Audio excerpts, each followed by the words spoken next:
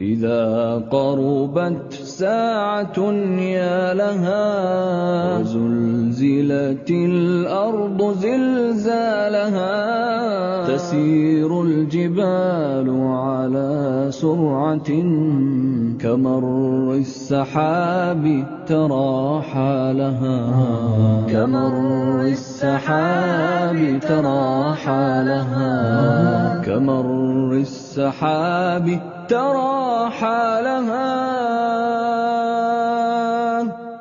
وتنفطر الأرض من نفخة هنالك تخرج أثقالها ولا بد من سائل قائل من الناس يومئذ ما لها من الناس يومئذ ما لها من الناس يومئذ ما لها تحدث أخبارها ربها ورب. السلام علیکم ورحمۃ اللہ وبرکاتہ. جن بھائیوں کے موبائل آن ہیں اپنے موبائل آف کر لیں. ان الحمد للہ نحمده ونستعینه ونستغفره ونعوذ باللہ من شرور انفسنا ومن سیئات اعمالنا من يهده الله فلا مضل له ومن يضلل فلا هادي له. أشهد أن لا إله إلا الله وحده لا شريك له وأشهد أن محمدا عبده ورسوله. أما بعد، أعوذ بالله من الشيطان الرجيم. بسم الله الرحمن الرحيم. ومن لم يحكم بما أنزل الله فأولئك هم الكافرون.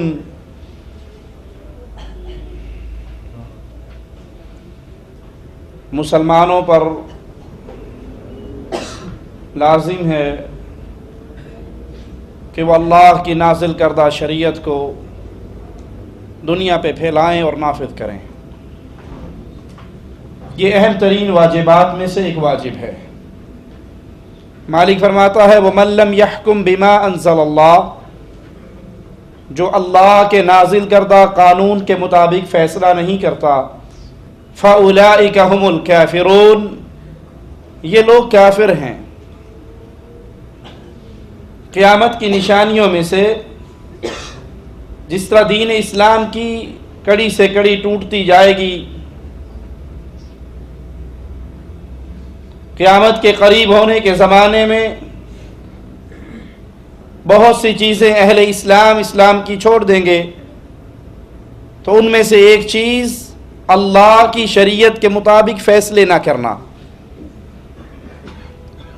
مسند احمد میں ہے، رسول اللہ صلی اللہ علیہ وسلم نے فرمایا اسلام کی کڑیاں ایک ایک کر کے ٹوٹتی جائیں گی، اور ان میں سب سے پہلی حکم الہی کے مطابق فیصلہ نہ کیا جانا، اس کو توڑا جائے گا. اور سب سے آخر میں جس چیز کو لوگ چھوڑیں گے وہ نماز ہوگی. اگر آج مسلمانوں کی حکومتیں جہاں جہاں پر ہیں نظر دوڑائی جائے تو اکثریت ایسی جگہوں کی ہیں جہاں پر فیصلے اللہ کی کتاب کے مطابق نہیں بلکہ لوگوں کے بنائے ہوئے قانون کے مطابق کیے جاتے ہیں. ہاں، دینی مسائل کے لیے نکاح کا طریقہ، طلاق کا طریقہ، جنازے کا طریقہ، شادی کا طریقہ، یہ کچھ مسائل ہیں جو قرآن و حدیث سے لیے جاتے ہیں. لیکن جب معاملہ تجارت کا آتا ہے تو کہہ دیا جاتا ہے کہ ہمارے ہاں یہ قانون ساز ادارہ ہے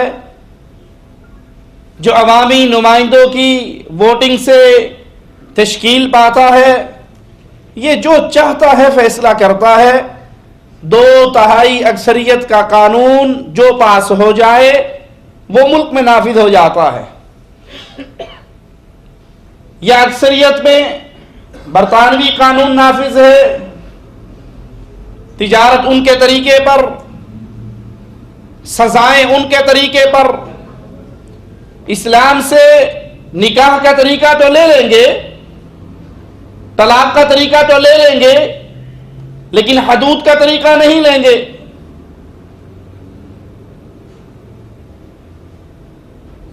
سزائیں دینے کا طریقہ نہیں لیں گے. بلکہ کئی بدبخت تو ایسے بھی ہیں جو علی الاعلان یہ الفاظ کہتے ہیں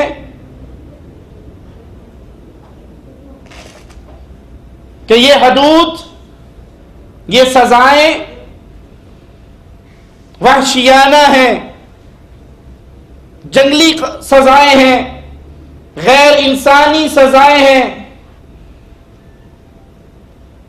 چور کا ہاتھ کاٹ دیا جائے، زانی کو، شادی شدہ زانی کو سنسار کر دیا جائے، یہ آج کل کے دور کے لائق نہیں ہے، آج کل قابل قبول نہیں ہے، قابل عمل نہیں ہے. اس ظالم سے کوئی پوچھے تو کس کو بتا رہا ہے، کس کے بنائے ہوئے قانون پہ انگلی اٹھا رہا ہے؟ جو قانون عرش والے اللہ نے اپنی مخلوق کے لیے بنایا، تو اس اللہ کو علم دے رہا ہے کہ یہ قانون غیر انسانی ہے، جنگلی ہے، وحشیانہ ہے. انا للہ و انا الیہ راجعون. تو قیامت کی نشانیوں میں سے ایک نشانی یہ کہ اللہ کے نازل کردہ قانون کے مطابق سزائیں نہیں دی جائیں گی، شریعت کو نافذ نہیں کیا جائے گا، اللہ کی حدود کو نافذ نہیں کیا جائے گا. حالانکہ جب ایک فاطمہ نامی لڑکی نے چوری کر لی، سفارش کرنے والوں نے آ کر امام الانبیاء علیہ الصلوۃ والسلام کے سامنے سفارش کی، تو اللہ کے نبی نے کہا صلی اللہ علیہ وسلم، اس فاطمہ کی سفارش کرنے والوں، اللہ کی قسم اگر فاطمہ بنت محمد بھی چوری کرتی تو میں اس کا بھی ہاتھ کاٹ دیتا. لیکن یہ چیز ہمارے ہاں ناپید ہے. جمہوریت کا بخار اتنا چڑھا ہوا ہے کہ 2/3 اکثریت جو چاہے قانون پاس کر دے وہی اس ملک میں نافذ ہوگا، بھلے وہ قرآن سے ٹکرائے، حدیث رسول سے ٹکرائے، شریعت اسلامیہ سے ٹکرائے. وبال ہے ان لوگوں پر، مصیبت ہے ان لوگوں پر جو اللہ کی کتاب کو چھوڑ کر قومی اسمبلی کے بنائے ہوئے قانون کو دستور حیات سمجھتے ہوں. ایمان خطرے میں ہے ان لوگوں کا جو انسانوں کو یہ اختیار دے دیں کہ جو چاہے کر لیں، چاہے ہم جنس پرستی کا قانون پاس کر لیں، باہمی رضامندی کے ساتھ بدکاری کا قانون پاس کر لیں. یہ معاشرہ قطعاً اہل ایمان کا معاشرہ نہیں ہو سکتا.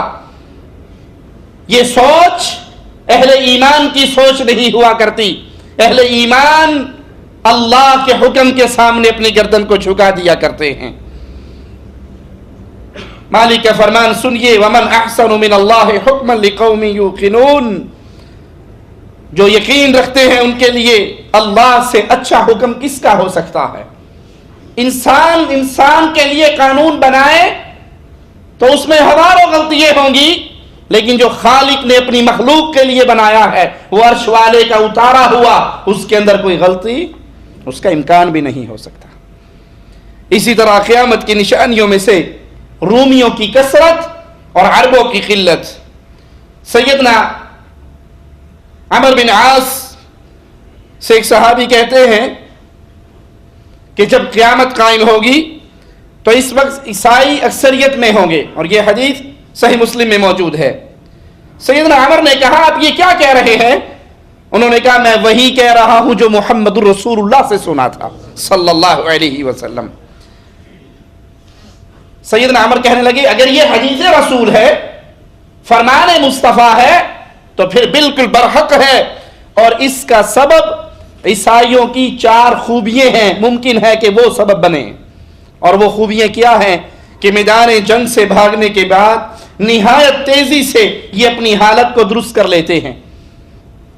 سیدنا عمر عیسائیوں کے بعض اچھے کام بیان کرنے لگے کہ یہ چوٹ پڑنے کے بعد، شکست کھانے کے بعد، میدان جنگ سے بھاگنے کے بعد پھر اپنی حالت میں برقرار نہیں رہتے، اپنی غلطیوں کو گنتے ہیں اور اپنی غلطیوں سے اصلاح کی طرف آتے ہیں۔ یہ لوگ مسکین، ضعیف اور فقیر کے ساتھ بہترین رویہ رکھتے ہیں، حالانکہ اس کی تعلیم تو اسلام نے دی ہے۔ مسلمانوں کو یہ چیزیں اپنانی چاہیے کہ غریبوں کے ساتھ، فقیروں کے ساتھ، کمزور لوگوں کے ساتھ محبت کریں۔ تیسری چیز، یہ لوگ فتنے کے وقت جذباتی نہیں ہوتے، بلکہ بردباری سے، تحمل سے، ٹھنڈے مزاج سے معاملات کو سمجھنے کی کوشش کرتے ہیں۔ ہمارے ایک بزرگ محمد حسین شیخ پوری رحمۃ اللہ علیہ، وہ جب برطانیہ کا دورہ کر کے آئے تو تقریر کرتے ہوئے کہنے لگے کہ میں جب برطانیہ گیا میں نے دیکھا کہ وہاں ایکسیڈنٹ بہت کم ہوتے ہیں۔ جب میں پاکستان آیا تو ہر تیسری گاڑی، چوتھی گاڑی دوسری کے ساتھ ٹکر مار رہی ہے۔ کہا میں نے سوچا کہ وہاں ایکسیڈنٹ بہت کم ہیں، یہاں بہت زیادہ ہیں۔ کہا پھر میں اس نتیجے پر پہنچا کہ وہاں ایک گاڑی والا جلدی کرنے کی کوشش کرتا ہے، دوسرا کہتا ہے بھائی تو لنگ جا، میں بعد آ جاؤں گا، تم چلے جاؤ، کوئی بات نہیں، میں بعد میں آ جاؤں گا۔ ٹھنڈی طبیعت، ٹھنڈا مزاج۔ کہتا یہاں ہمارے یہاں ایکسیڈنٹ زیادہ کیوں ہوتے ہیں؟ کہتا کھلو جا ماما، پہلے میں لنگ لینڈ دے، تو بعد چاہیں، مجھے زیادہ جلدی ہے، بیٹھ جاؤ، پہلے مجھے جانا۔ یہ بھی تیزی میں، وہ بھی تیزی میں، جب دونوں تیزی میں ہوں گے تو ٹکرائیں گے۔ تو عیسائیوں کی ایک اچھی خصلت کیا ہے؟ فتنے کے وقت یہ جذباتی نہیں ہوتے، بلکہ بردباری سے معاملات کا جائزہ لیتے ہیں۔ چوتھی نہایت عمدہ خوبی یہ ہے کہ یہ بادشاہوں کے ظلم کو لوگوں میں سب سے زیادہ روکنے والے ہیں۔ جب بادشاہ ظلم کرنے لگے تو ان کی ایک اچھی خوبی یہ ہے کہ یہ باقی لوگوں سے پہلے بڑھ کر اس کے ہاتھ کو روکتے ہیں اور اس کے ظلم کو روکنے کی کوشش کرتے ہیں۔ قیامت کی نشانیوں میں سے کہ لوگوں کے پاس مال و دولت کی کثرت ہوگی۔ مسلمانوں نے اسلام کے ابتدائی ایام رسول اللہ صلی اللہ علیہ وسلم کے ساتھ جو ایام گزارے وہ انتہائی فقر کے، غربت کے۔ خود رسول اللہ صلی اللہ علیہ وسلم کے گھر میں سیدہ عائشہ فرماتی ہیں 2 مہینے گزر جاتے چولہا نہ جلتا۔ پوچھنے والے نے پوچھا ماں گزارا کیسے کرتے تھے؟ کہا 2 کالی چیزوں پہ زمزم پی لیا کرتے تھے، کھجور کھا لیا کرتے تھے۔ خندق کھودتے ہوئے ایک مسلمان صحابی نے اپنے پیٹ سے کپڑا اٹھا کر میرے آقا کو دکھایا تھا، یا رسول اللہ صلی اللہ علیہ وسلم ایک پتھر باندھا ہوا ہے بھوک کی وجہ سے۔ رسول کریم صلی اللہ علیہ وسلم نے اپنے پیٹ سے کپڑا اٹھا کر کہا میرے صحابی تو نے 1 باندھا ہے، تیرے رسول نے 2 باندھے ہیں۔ مسلمانوں نے اس طرح غربت کے اندر یہ ایام گزارے۔ صحیح بخاری میں ہے اللہ کے نبی صلی اللہ علیہ وسلم نے فرمایا اس وقت تک قیامت قائم نہ ہوگی جب تک تم میں مال کی کثرت نہ ہو جائے، مال کی ریل پیل ہو جائے گی، یہاں تک کہ مال والے کو یہ پریشانی ہوگی کہ وہ صدقہ کرنا چاہ رہا ہے لیکن عوام کے اندر کوئی صدقہ قبول کرنے والا نظر نہیں آتا۔ وہ جس کو بھی غریب سمجھ کے مال دے گا وہ جواب میں کہے گا مجھے تیرے مال کی حاجت نہیں ہے، اللہ نے مجھے بہت کچھ دیا ہے۔ وہ اس کی ضرورت محسوس نہیں کرے گا، اور یہ قیامت کی نشانیوں میں سے ہے۔ صحیح بخاری میں ہے رسول کریم صلی اللہ علیہ وسلم نے فرمایا لوگوں پر ایک ایسا زمانہ بھی آئے گا جب ایک شخص اپنے صدقے کا سونا لے کر گھومے گا کہ کوئی حاجت مند نظر آئے اور میں یہ سونا اس کو دے دوں تو اس کو کوئی ایسا شخص نہیں ملے گا جو اس کا صدقہ لینے کے لیے تیار ہو جائے۔ اہل علم میں اختلاف ہے اس نشانی کے اوپر کہ یہ پوری ہو چکی ہے یا قرب قیامت پوری ہونے والی ہے۔ ایک قول یہ ہے کہ یہ پوری ہو گئی جب مسلمانوں نے روم اور فارس کو فتح کیا، غنیمتیں بے شمار آئیں تو اس وقت مسلمانوں میں بہت زیادہ مال کی ریل پیل ہوئی، اور خاص طور پہ سیدنا عمر بن عبدالعزیز رحمہ اللہ کے دور کے اندر بھی مسلمانوں میں بے تحاشا مال آیا اور مال کی کثرت ہوئی۔ دوسرا قول ہے کہ نہیں، یہ قیامت سے پہلے واقع ہوگی، اور اس کا اشارہ اس حدیث میں امام مہدی کے ظہور کے ساتھ ہے کہ اس وقت جب زمین اپنے خزانے اگل دے گی، لوگ جھولیاں بھر بھر کر لوگوں میں مال بانٹیں گے، گنیں گے نہیں کہ میں نے اس کو کتنا دیا ہے۔ ابھی تو دکاندار کو دیتے ہوئے 100 ریال کھلے دینے ہوں تو 3 دفعہ گنتے ہیں، وہ لینے والا بھی 2 دفعہ گنتا ہے کہ 100 کی جگہ پہ 90 تو نہیں آگے، دینے والا ڈرتا ہے 100 کی جگہ پہ 110 تو نہیں چلے گے۔ اس وقت مال بانٹیں گے بغیر گنے ہوئے جھولیے بھر بھر کے۔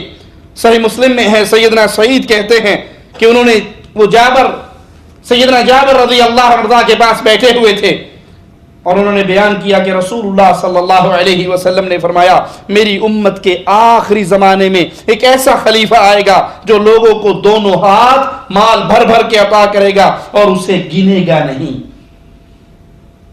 تو یہ نشانی یا تو پوری ہو گئی یا اس کے اندر اشارہ قرب قیامت امام مہدی کے ظہور کے وقت کا ہے۔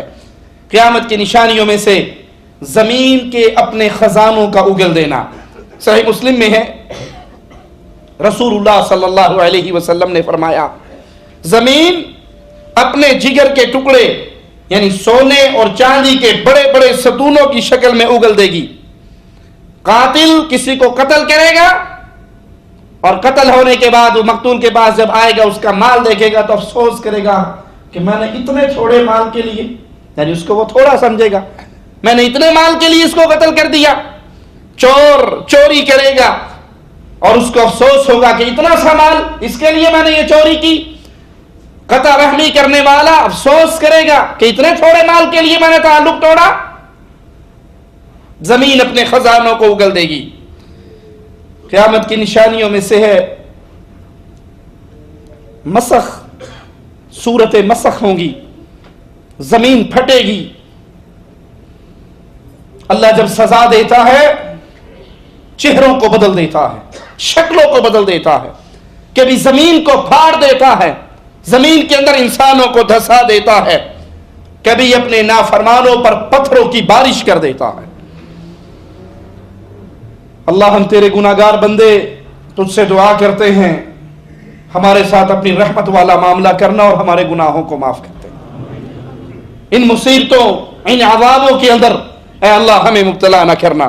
جامع ترمذی میں ہے کہ رسول اللہ صلی اللہ علیہ وسلم نے فرمایا فی هذه الامہ، میری اس امت کے اندر خسف ومسخ وقذف، فقال رجل من المسلمین ومتى ذلك یا رسول اللہ صلی اللہ علیہ وسلم، قال صلی اللہ علیہ وسلم اذا ظہرت القیان والمعازف وشربت الخمور۔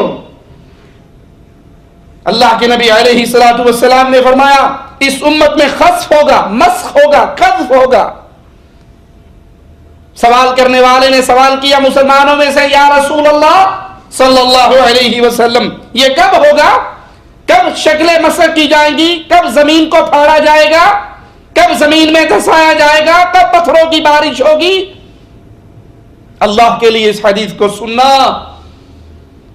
اور اللہ سے دعا ہے سب سے پہلے کہنے والے کو اور پھر ہر سننے والے کو اپنے اعمال کی طرف دیکھنے کی توفیق عطا فرمائے۔ اے اللہ کے حبیب علیہ الصلوۃ والسلام یہ ہوگا کب؟ اب اللہ کے نبی نشان یہ بتا رہے ہیں کب صورتیں بگاڑ دے گا لوگوں کی اللہ، کب زمین کو پھاڑ کر ان کو دھسا دے گا، کب ان کے اوپر پتھروں کی بارش ہوگی۔ آپ نے فرمایا جب گانے والیاں آلات موسیقی عام ہو جائے اور شراب پی جانے لگے، کثرت سے لوگ شرابی بن جائیں، پھر ان 3 عذابوں کی طرف آپ نے اشارہ کیا۔ اللہ کے لیے سوچئے، گھر گھر کے اندر گانے والیاں اپنی بچیوں کو داخل ہی اس سکول میں کرواتے ہیں جہاں موسیقی کا پیریڈ ہوتا ہے، جہاں ساز گانے کی تربیت دی جاتی ہے، جہاں ڈانس کی کلاس ہوتی ہے۔ جی کیا کریں، مجبوری ہے۔ کسی دیندار سکول میں ڈالیں تو پھر وہ دنیاوی تعلیم کا کیا بنے گا؟ اور اگر یہ اسی راستے پہ چل کر ناچنے والی بن گئی، گانے والی بن گئی، تیری اولاد کا کیا بنے گا؟ لوگوں ایک جملے کو یاد رکھنا، انسان کی سب سے قیمتی متاع، دنیا کے ساز و سامان میں سب سے قیمتی سامان، نہ آپ کی کار، نہ آپ کی کوٹھی، نہ آپ کی فیکٹری، نہ آپ کی زمینیں، نہ آپ کے پلاٹ، سب سے قیمتی چیز آپ کی اولاد ہے۔ حدیث میں آتا ہے انسان جنت میں ہوگا، اللہ اس کے درجات کو مزید بلند کر دے گا۔ وہ کہے گا میں تو جنت میں ہوں، کوئی ذکر نہیں، کوئی اذکار نہیں، کوئی نفل نہیں، کوئی نوافل نہیں، کوئی نمازیں نہیں، کوئی جہاد نہیں، میرا درجہ کیوں بلند ہو گیا؟ جواب ملے گا تیرا بیٹا دنیا میں تیرے لیے معافی کی درخواستیں کرتا ہے، اپنے رب سے تیری لیے دعائیں کرتا ہے، اپنے رب کو پکارتا ہے، اس کی دعاؤں کی بنا پر اللہ نے تیرے درجے کو بلند کر دیا۔ کس کا بیٹا دعا کرے گا؟ جس نے اپنے بیٹے کو دیندار بنایا ہوگا، نمازی بنایا ہوگا، مسلمان بنایا ہوگا۔ میں دنیا کی تعلیم سے روکتا نہیں ہوں، دنیا کا اعلیٰ سے اعلیٰ علم دیجئے اپنی اولاد کو، ڈاکٹر بنائیے، پروفیسر بنائیے، انجینئر بنائیے، کار کوٹھی بنگلہ دلوانے کے لیے سارے سر توڑ کوششیں کر لو، لیکن ان ساری کوششوں سے پہلے اپنے بچے کو مسلمان بنانے کی کوشش تو کر لو۔ انہیں قرآن پڑھانے کی طرف توجہ نہ ہو، دین سکھانے کی طرف توجہ نہ ہو، مسجد میں لے جانے کی طرف توجہ نہ ہو، ٹیوشن پہ نہیں گیا تو مار پڑے گی، ہوم ورک نہیں کیا تو مار پڑے گی، اور فجر پہ سوتا رہ گیا کوئی ٹینشن نہیں ہے، تو پھر آپ اپنے بچے کو دنیا دار بنا رہے ہو، دنیا کا کتا بنا رہے ہو، دنیا کا بھکاری بنا رہے ہو، آخرت کا طالب نہیں بنا رہے۔ پہلے اپنی اولادوں کو مسلمان بنانے کی کوشش کرو، پھر انہیں دنیا کی جو چاہے تعلیم دو۔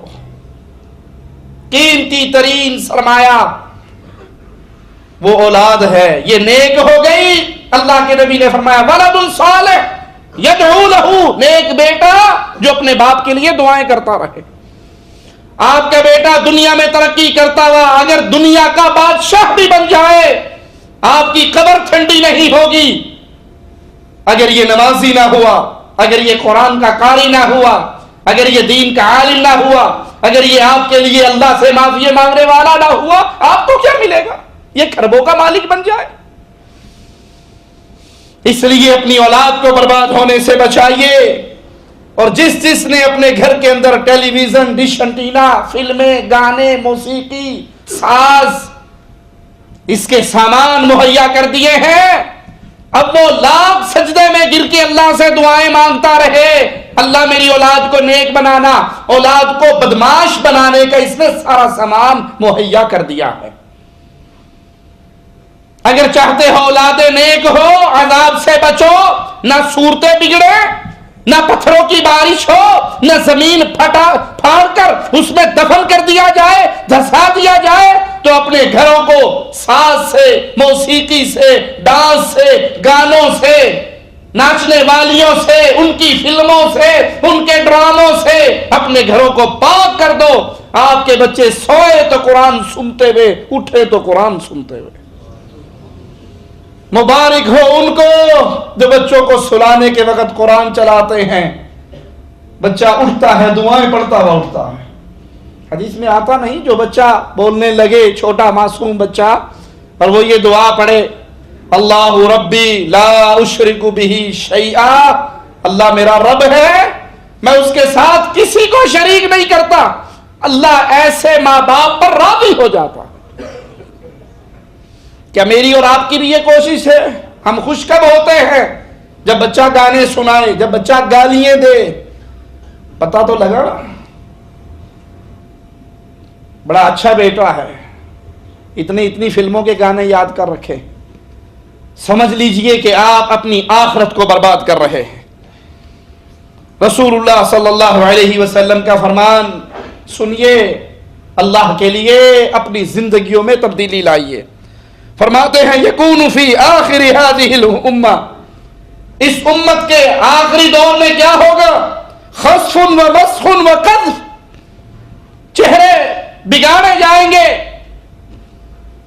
زمین کو پھاڑ کے دھسایا جائے گا، پتھروں کی بارش ہوگی۔ قلت یا رسول اللہ صلی اللہ علیہ وسلم، اے اللہ کے حبیب علیہ الصلوۃ والسلام، انہلک وفینا الصالحون، حدیث کے اس لفظ پہ غور کرنا، کیا ہم ہلاک کر دیے جائیں گے؟ وفینا الصالحون، ہمارے اندر نیک لوگ ہوں گے؟ قال نعم اذا ظہر الخبث، اے اللہ کے نبی ہمارے اندر نیک لوگ ہوں گے پھر بھی ہمیں ہلاک کر دیا جائے گا؟ فرمایا ہاں، جب گناہ پھیل جائیں گے تو پھر نیک لوگوں کی موجودگی کے اندر بھی ہلاک کر دیا جائے گا۔ سوچ لیں، گھروں میں دوڑ لگا کے دیکھ لیں، کون سا گھر ہے جس میں ڈش انٹینے کی لعنت نہ ہو، کیبل کی لعنت نہ ہو، گانے نہ ہو، ساز نہ ہو، موسیقی نہ ہو، بے پردگی نہ ہو، بے حیائی نہ ہو؟ کوئی گھر ایسا ہے؟ جس کو اللہ بچائے تو بچائے، وگرنہ معاشرے میں اس کی مثال ختم ہوتی جا رہی ہے۔ اب نیک لوگ، نیک بابے، نیک بزرگ، نیک بڑے بھلے وہ زندہ ہیں، باپ نمازیں پڑھ رہا ہے، ماں نمازیں پڑھ رہی ہے، حجن پردہ کر رہی ہے، لیکن معاشرے کی اکثریت بے حیائی پر، گناہوں پر، بدکاری پر لگ چکی ہے اور گناہوں سے روکنے کا دھندا ختم ہو گیا ہے، تو پھر ان نیک لوگوں کی موجودگی کے اندر بھی ہلاک کر دیے جاؤ گے۔ مسند احمد میں ہے، ایک شخص عبداللہ ابن عمر رضی اللہ عنہما کے پاس آیا اور کہا شام کے فلاں علاقے میں فلاں شخص ہے، اس نے آپ کو سلام کہا ہے، یہ اللہ کا عذاب کب آئے گا، کن پر آئے گا، لوگوں پر آئے گا؟ ابن عمر کی یہ روایت سنیے رضی اللہ عنہما، فلاں آدمی نے آپ کو سلام کہا ہے۔ ابن عمر اس کو کہتے ہیں مجھے رپورٹ ملی ہے کہ اس نے فلاں بدعت جاری کی ہے، فلاں بدعت جاری کی ہے، سنو جب تم واپس جاؤ، اگر یہ حقیقت ہو کہ اس نے دین اسلام میں ایک نیا کام کیا ہے، اضافہ کیا ہے، دین محمد میں وہ کام جاری کیا جو پہلے سے موجود نہیں، تو میرا سلام اس کو نہ کہنا۔ بدعت کیا ہوتی ہے؟ ثواب کے حصول کے لیے دین کے اندر ایسے کام کا اضافہ جو پہلے سے موجود نہ ہو، اور اس پہ یہ امید رکھی جائے کہ یہ کام کرنے سے نیکی ملتی ہے۔ زیادہ دور نہ جائیے، اسی مہینے پہ غور کر لیں، یہ ربیع الاول کا مہینہ ہے، انڈیا پاکستان کے اندر بلکہ پوری دنیا میں عید میلاد النبی کے جلوس، عید میلاد النبی کا جشن، ارے کیا ابو بکر نے منایا رضی اللہ عنہ وارضا، صحابہ کرام نے یہ جشن منایا، صحابہ کرام کے شاگرد تابعین نے منایا، تبع تابعین نے منایا، محدثین نے منایا، ائمہ دین نے منایا؟ کوئی ثبوت نہیں۔ جشن میلاد النبی نہ رسول اللہ نے منایا صلی اللہ علیہ وسلم، نہ نبوت سے پہلی زندگی میں، نہ نبوت کی بعد والی زندگی میں اللہ کے نبی صلی اللہ علیہ وسلم نے نہیں منایا، صحابہ کرام نے نہیں منایا، تابعین نے نہیں منایا، ائمہ دین نے نہیں منایا، محدثین نے نہیں منایا۔ 600 سال ربیع الاول کے جشن میلاد النبی کے جلوسوں سے خالی رہا۔ 600 سال کے بعد ملک اربل کے بادشاہ ملک مظفر نے اس بدعت کو پہلی دفعہ منایا، اور اب اس بدعت کا علن اعلان، پکار بلند ہے، آوازیں بلند ہے، بلکہ نہ منانے والوں کو گستاخ رسول کہا جاتا ہے، ان کے قتل کے فتوے دیے جاتے ہیں۔ میلاد النبی کا اگر کوئی اشتہار پھاڑ دے، گستاخ رسول کا پرچہ کرا کر پھانسی کی سزا دے دی جاتی ہے۔ کیا دھیر نگری ہے؟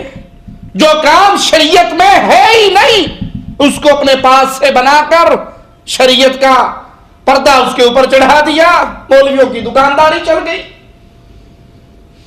عبداللہ ابن عمر کہتے ہیں مجھے پتا لگا ہے تو جس کا سلام لے کر آیا ہے وہ بدعتی ہے، اس نے ایک بدعت ایجاد کی ہے، جب تو واپس جائے اس کو میرا سلام نہ کہنا، کیونکہ میں نے رسول اللہ صلی اللہ علیہ وسلم سے سنا کہ میری امت میں مسخ اور قذف ہوں گے، پتھر برسیں گے، صورتیں بگاڑی جائیں گی، زمین پھاڑ کے لوگوں کو دھسایا جائے گا، اور یہ عقوبتیں اللہ کا یہ عذاب زندیقوں اور قدریوں پر واقع ہوگا، اہل بدعت پر واقع ہوگا، بدعقیدہ لوگوں پر واقع ہوگا۔ قیامت کی نشانیوں میں سے ایسی بارش جس سے مٹی اور پتھر کے گھر بھی نہ بچ سکیں گے۔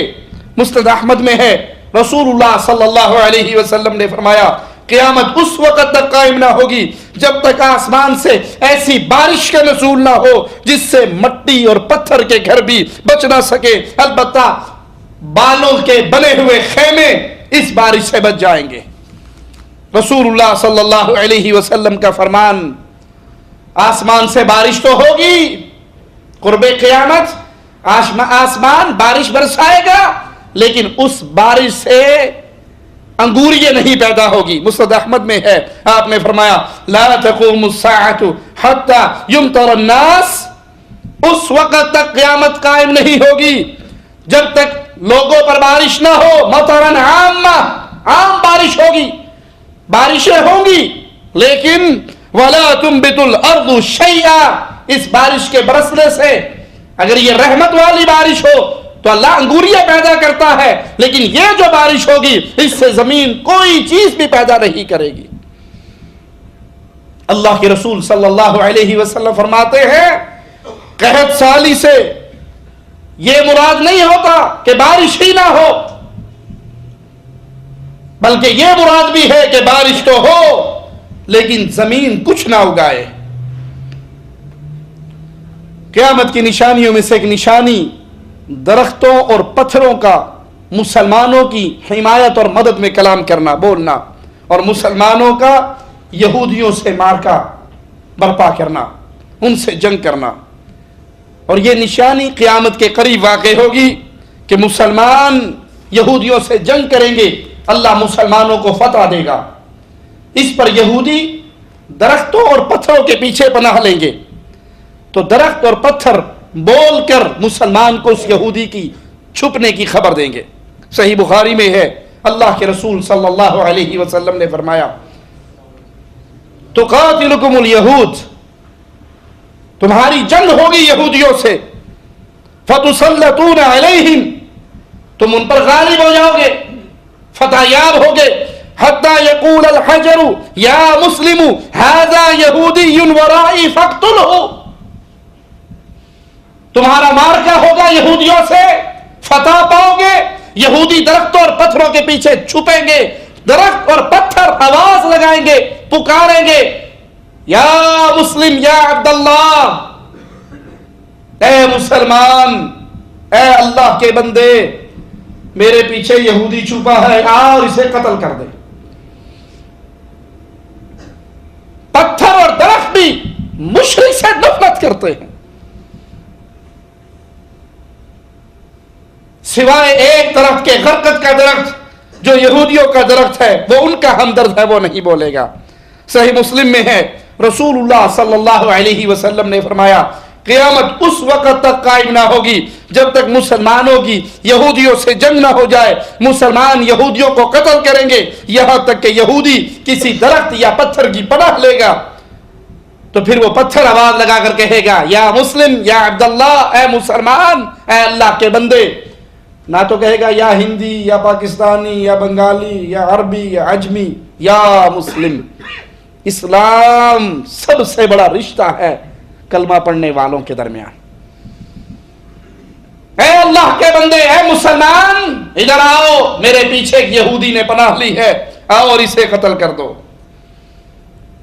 دریائے فرات سونے کا ایک پہاڑ ظاہر کرے گا، اللہ کی حکم سے بظاہر جو نظر آتا ہے دریائے فرات کے پانی کا راستہ تبدیل ہو جائے گا، جس سے اس میں چھپا ہوا ایک پہاڑ جس کے اوپر گرد و غبار پڑی ہوگی وہ ہٹ جائے گی تو